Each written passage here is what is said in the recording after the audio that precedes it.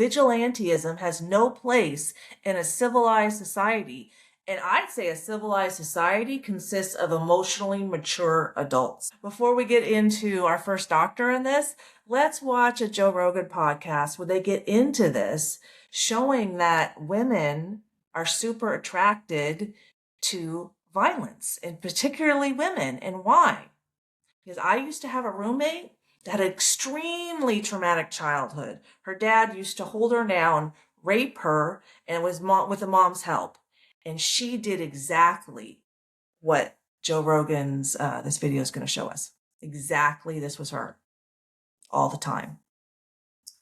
Okay, we're going to get into why that is. We attract what we are through energetic resonance. We'll do a deep dive into the laws of physics about why this happens to people. My roommate had crime shows on constantly. We attract what we are so we can see ourselves. We're souls having a human experience, and souls are energy bodies proven by physicists. That's why I rely on the laws of physics to explain why this happens. And we're going to lean on an Einstein quote: the field is the sole governing agency of the particle. Well, let's learn a little bit more about how this happens. There's a name for it. It's called hybristophilia. And if you have a philia, it's a problem. Yeah, I mean, he's saying the same thing. I'm going to stop sharing this. I'll link it below.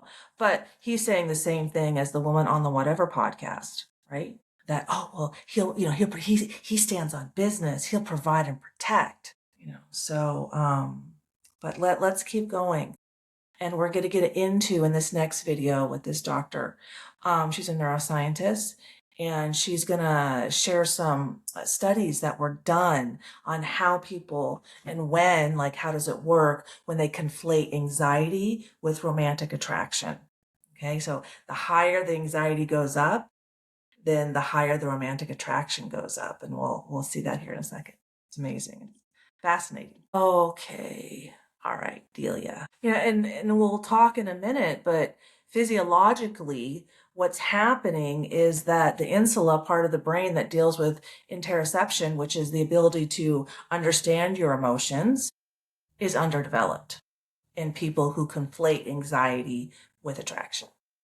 They're emotionally immature. And what I know about men and sex addictions, because I attracted a lot of men into my life, that was, I have a very anxious attachment style. I've healed from it, and repressed sexuality. So exact opposite of me is an avoidant attachment style with a sex addiction.